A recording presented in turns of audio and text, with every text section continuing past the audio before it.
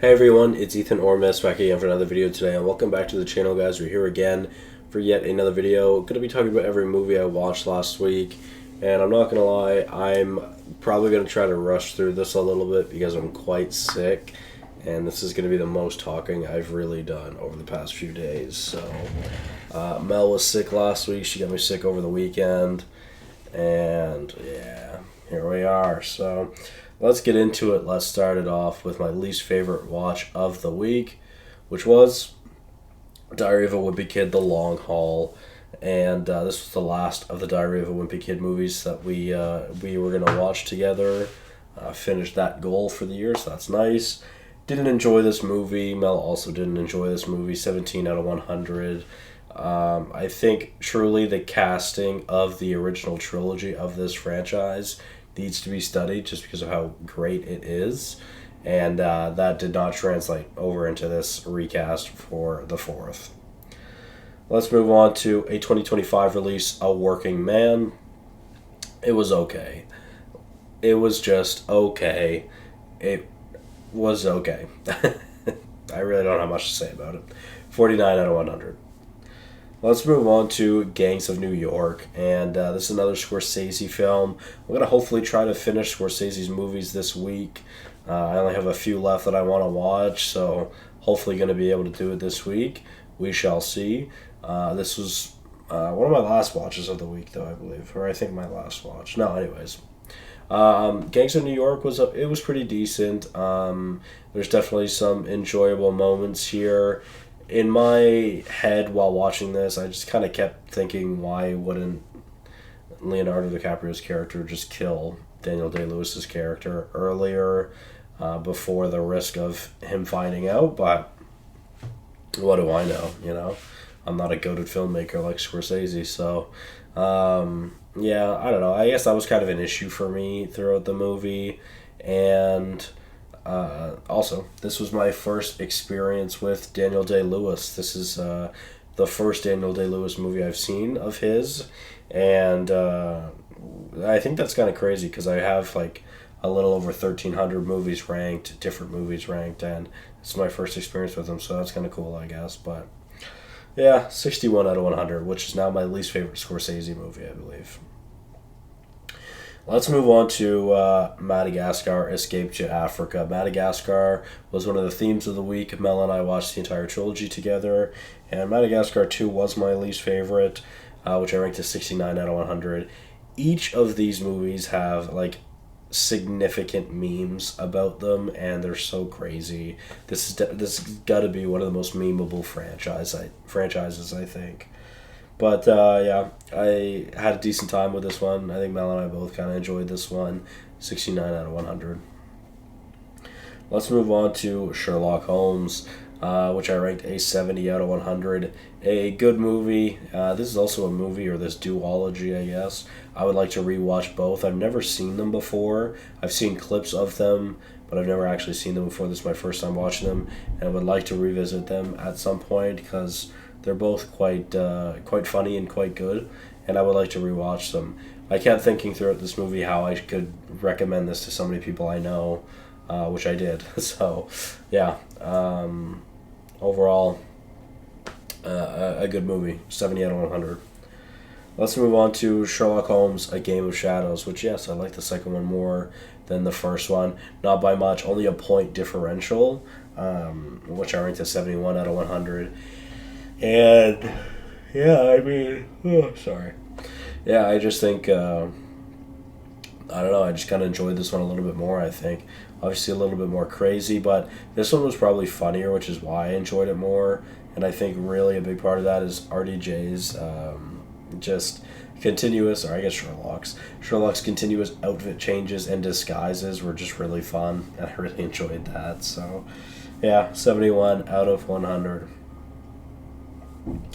Let's move on to another Scorsese movie, which is probably the least like a Scorsese movie to me, but it's Hugo, which I ranked a 72 out of 100. This movie, to me, it literally isn't a Scorsese movie. It's quite wild that it is, because this is such like a emotional, feel-good movie where not a lot of Scorsese movies are like that. So, yeah, 72 out of 100 for Hugo. It was a nice, cute story that I enjoyed.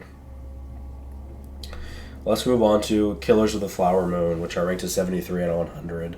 I think this is easily the most important Scorsese film throughout his filmography. But this was one that I struggled to latch onto at times, but I also watched this basically over a 2 day period. It was just really long, and I was going to be able to finish it one night, and then Mel ended up getting sick and staying home, or getting off early that night, sorry, so I just wasn't able to finish it in one sitting like I'd hoped to, so I ended up spreading it out over like basically 2 days. So that kind of sucked, but still, I did enjoy it. I enjoyed the first like hour or so, probably my favorite part of the movie. But yeah, this is another movie I'm gonna have to revisit because probably didn't give it the best chance while it was over. Like a day and a half basically. Let's move on to Timeline, which truthfully I only watched because it is a Paul Walker movie, and I love my Paul Walker. I miss Paul Walker a lot. Paul Walker and the Fast and the Furious franchise is what got me into movies. When I was a little bit younger, it was my favorite franchise growing up, and Paul Walker was my favorite actor growing up. And I remember he was the first actor I truly cared about, and I was very emotional when I was like, I think 12 or 13 when he had passed away. So I want to go through more of his filmography this year. That's kind of one of my goals now that I've incorporated. And Timeline is one of them, which I had a good time with. I really enjoyed this. I started the movie for Paul Walker, and I stayed for Gerard Butler, though. Gerard Butler was really awesome in this, and he looked very handsome. They both looked very handsome. 75 out of 100 for Timeline. Let's move on to The First Madagascar, which I ranked as 78 out of 100. Again, this is a very memeable movie. The songs used throughout these movies are so perfect. It's so funny looking back on it because of just how crazy this movie and these movies are. They're really wild, but I love how short they are, and they're so much fun. They're just really a lot of fun. So, Madagascar, I ranked as 78 out of 100. Let's move on to Madagascar 3, Europe's Most Wanted, which I also ranked a 78 out of 100, but I do think it was my favorite of the trilogy. This one was a lot of fun. I liked the new additions of characters, made the cast absolutely stacked, by the way. Quite crazy.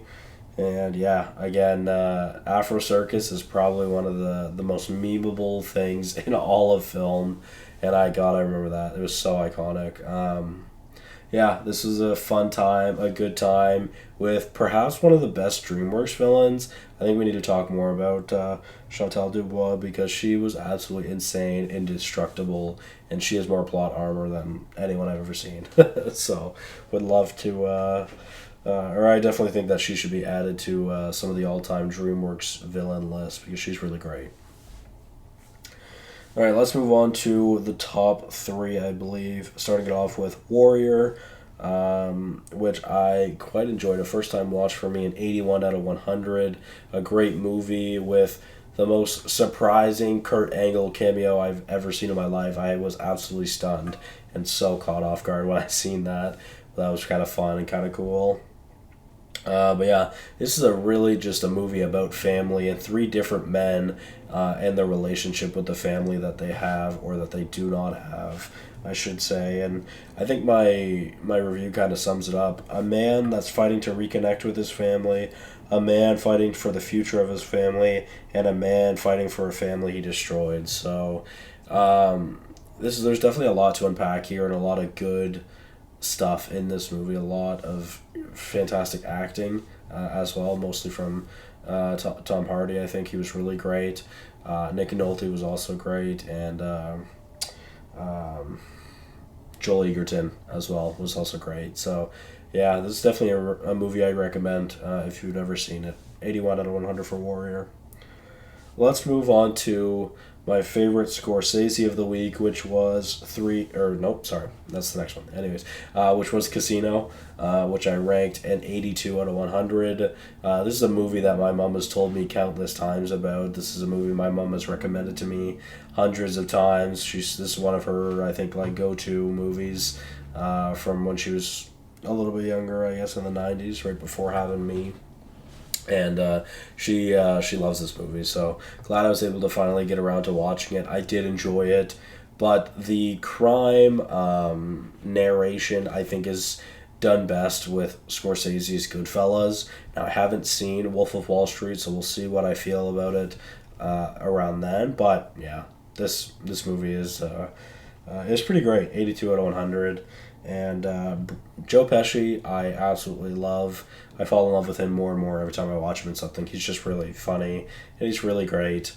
And De Niro, of course, is also great. And Sharon Stone definitely puts on one of the best acting performances I think I've seen from the 90s. So, very, very great. Good movie. 82 out of 100. Let's move on to my favorite watch of the week, which was 310 to Yuma, which James Mangold is also someone I'm trying to get through, or someone's filmography I'm trying to get through. I only have a couple left there, which hopefully I'll be able to finish here soon. But yeah, quite enjoyed 310 to Yuma. I just like Western movies, and I want more Western movies. I feel like there's not a lot of Western movies that come out, and I just want to continue to see more Western movies. And I thought this was a great time, rated an 85 out of 100. I love our two leads, and Russell Crowe and Christian Bale. They're both great, and lots to enjoy here, lots to unpack. Yeah, anyways, thank you guys all so much for watching. Hopefully you did enjoy. Again, I'm sorry, my throat really hurts, but I needed to kind of rush through this. Anyways, I'll see you guys in the next one. Bye-bye.